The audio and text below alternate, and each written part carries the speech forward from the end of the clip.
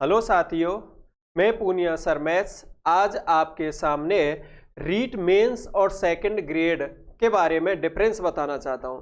हमारे ज़्यादातर जो स्टूडेंट हैं वो सेकंड ग्रेड और रीट मेंस में कंफ्यूजन है।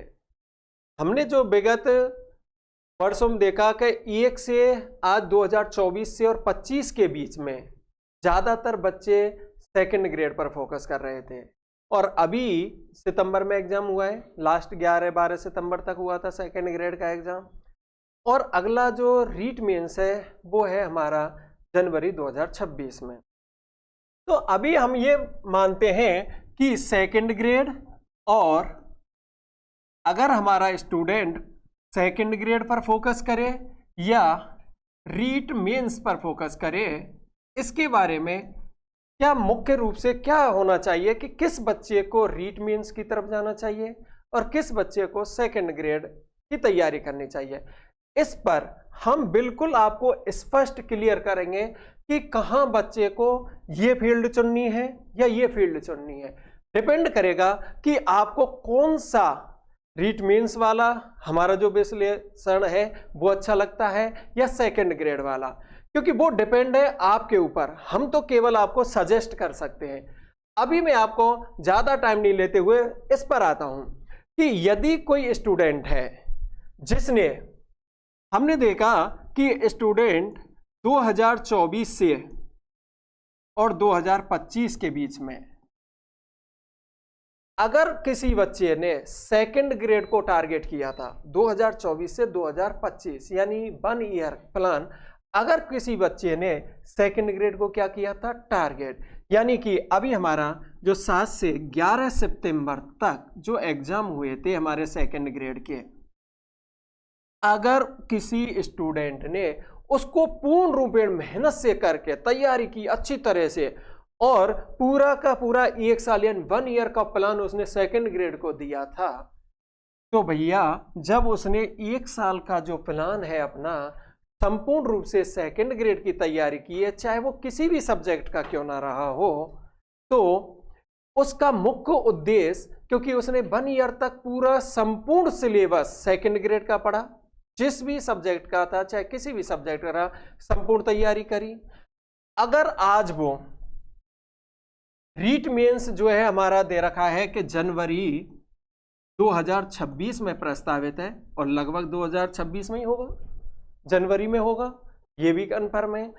अगर कोई स्टूडेंट यहां से जनवरी 2026 की तरफ टारगेट करता है तो उसको सितंबर के बाद हमारे पास कितना वक्त था, अक्टूबर है, नवंबर है, दिसंबर है और जनवरी, लगभग विदिन आप ये मान लो ओवरऑल माने तो 3.5 महीने मान लीजिए। और एक बच्चा रीट मेंस की या रीट पात्रता की 2024 से ही लगा हुआ है, 2024 से ही उस रीट की तैयारी में लगा हुआ है।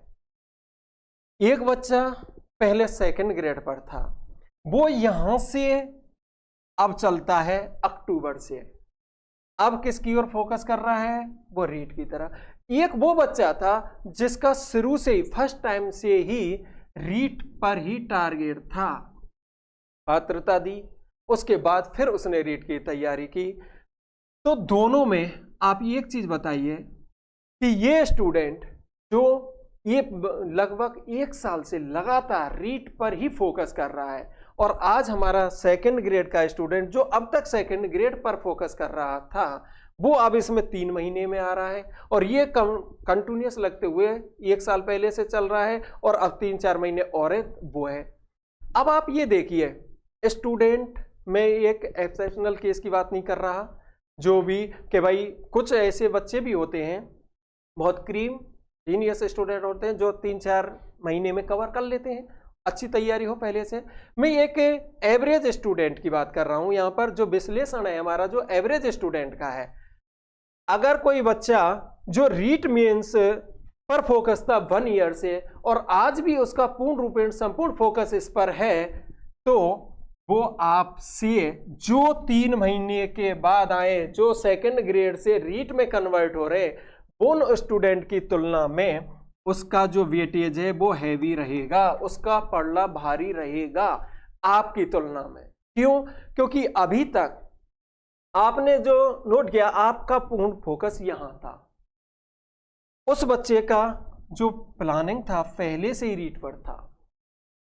अभी हम देखते हैं कि यहां से जो रीट मेंस का जो स्टूडेंट है, ये बच्चा सेकंड ग्रेड पर ही है। सेकंड ग्रेड वाले बच्चे को ही ज्यादा कंफ्यूजन है कि वो रीट मेंस पर जाए या जुलाई 2026 पर जाए। जुलाई 2026 में जो सेकंड ग्रेड प्रस्तावित है उसकी तरफ जाए या रीट मेंस की तरफ जाए। अगर ये बच्चा रीट मेंस पर जाता है, मैंने मान लिया कि वो यहां से, क्योंकि हर कोई बच्चा ये चाहता है कि भाई जो पहले मिले उसको एक्सेप्ट किया जाए, बिल्कुल राइट है, मैं भी इसका पक्षधर हूं। आज के जो वो दिया है, आज का जो वो चल रहा है, ये चल रहा है, इसमें जितना लेट होता है स्टूडेंट उतनी ही समस्या होती जाती है। तो हम भी ये चाहते हैं कि बच्चे को कहीं ना कहीं किसी भी प्लेटफॉर्म पर, चाहे छोटा हो चाहे बड़ा पद हो, वो मिले, ताकि उसका जो बेरोजगारी है वो दूर हो। लेकिन कुछ गलतियां ऐसी भी होती हैं जो स्टूडेंट बिना अंडरस्टैंडिंग यानी बिना कुछ सोचे समझे कर जाते हैं। अब आप ये देखिए कि यहां दो चीजें, अब तक उसने सेकंड ग्रेड वाले स्टूडेंट ने 1 ईयर तक सेकंड ग्रेड की तैयारी की, फिर वो ये चाहता है कि मैं अब 3 महीने में इसको कवर कर लूं। और अगर मैं स्पेशली मैथ साइंस की बात करूं तो मैथ और साइंस का जो सिलेबस है वो सेकंड ग्रेड और अपने रीट मेंस का अलग अलग है, क्योंकि इसमें जो मैथ सेकंड ग्रेड में आती है वो 10th से अपर लेवल की आती है, और रीट मेंस में जो मैथ आती है वो 10th स्टैंडर्ड की आती है। 10th और साइंस दोनों ही इसी लेवल की आती हैं। तो उनका जो सिलेबस है वो बिल्कुल डिफरेंस है, यानी उनमें अंतर है, बहुत ही अंतर है। अब अगर बच्चा सपोज किया कि उसने यहां से यहां वो किया, उसका टारगेट कि मैं 3.5 महीने में इसको कवर करूं, अच्छा स्टूडेंट है, जीनियस है, वो कर जाएगा, चलो हम मान लेते हैं।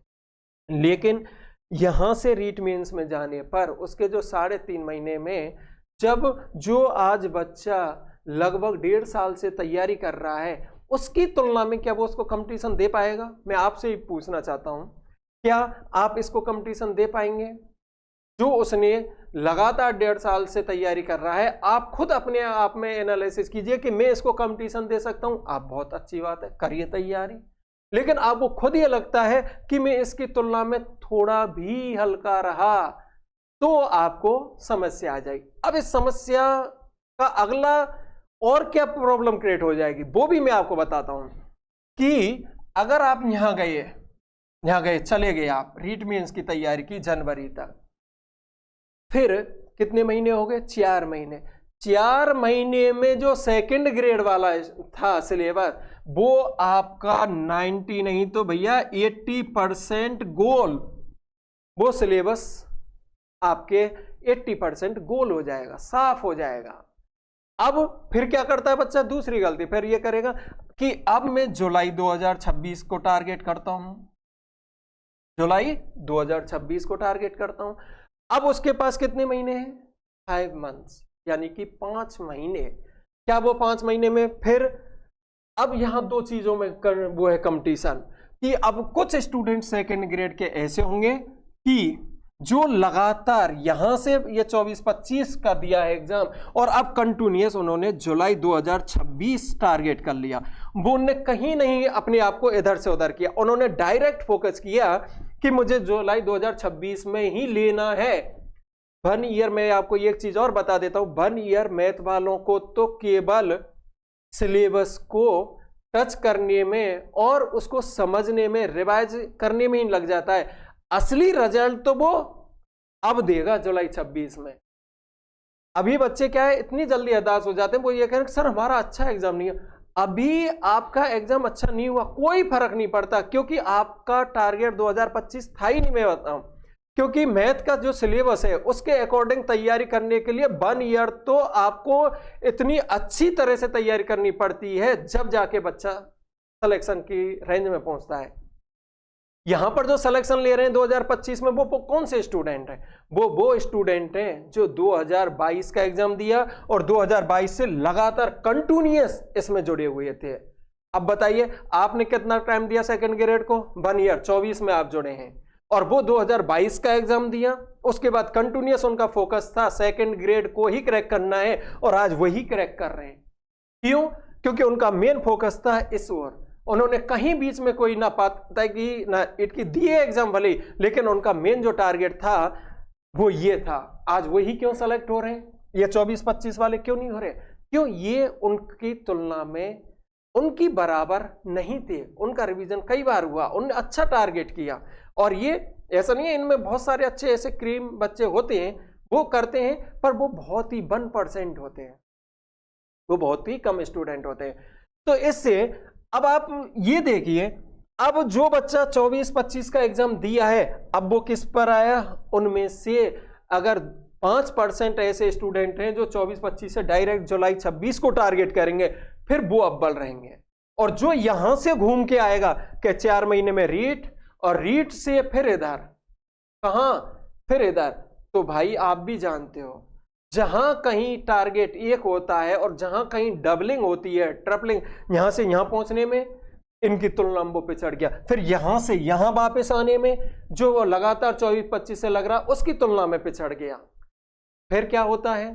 फिर बच्चा ये होता है कि नहीं, मैंने तो तैयारी की, इधर इसकी करी, मैंने रीट भी दिया। और बच्चे का भी दोष नहीं है, गार्जियंस इतना बर्डन बना देते हैं कि आपने कितने मौके दिए, आपने रीट दे लिया, सेकंड ग्रेड दे लिया, ये 25 वाला 26 वाला दे लिया, आपका सिलेक्शन कहीं नहीं हो रहा। लेकिन घर वालों से भी मैं ये बात कहना चाहता हूं, उन्हें भी अपने बच्चे को सपोर्ट करें, बच्चे की भावनाओं को समझें कि आपका मेन टारगेट क्या होना चाहिए। तो उनके लिए, गार्जियंस के लिए भी मेरी यह है कि वो बच्चे का पूरा सपोर्ट करें, बच्चे के मन को समझें कि बच्चे के एक्चुअली में फील्ड किसको वो कवर करेगा, वो बच्चे को, उनको इंपॉर्टेंस दें कि आपका क्या चॉइस है, किसकी ओर है आपका पूर्ण रूप।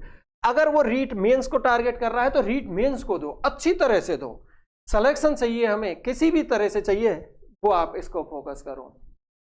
अगर किसी का टारगेट ये है तो फिर इस सेकंड ग्रेड को ही टारगेट करो और फिर वो सिलेक्शन देगा। मैं ये बात करता हूं, अगर वो कंटिन्यूअस लगा रहा और बार बार रिवाइज किया तो वो 100% यहां सफल होगा। और जो इधर लगा रहा और उसका बार बार जो प्रयास है वो यहां सफल होगा। मैं ये अभी आपको दावे के साथ कहता हूं। तो आपको अगर ये अच्छा लगा हुआ तो आप सभी इस चीज को देखें और अपना अपना निर्णय डिसाइड करें कि हमारे लिए कौन सा रीट या सेकंड ग्रेड कौन सा अच्छा लगेगा। समय के अनुसार आपको खुद को डिसीजन लेना है। अगर आपको ये अच्छा लगा हो तो हमारे गुरुपथ क्लास से आप जुड़िए और सब्सक्राइब कीजिए, लाइक कीजिए। मैं पूनिया सर मैथ्स इसी तरह से आपके हर चीज का सब्जेक्ट के साथ साथ आपको इस तरह की भी अपनी तरफ से प्रत्येक टॉपिक पर जो भी संभव होगा एट प्रेजेंट में मैं लाता रहूंगा।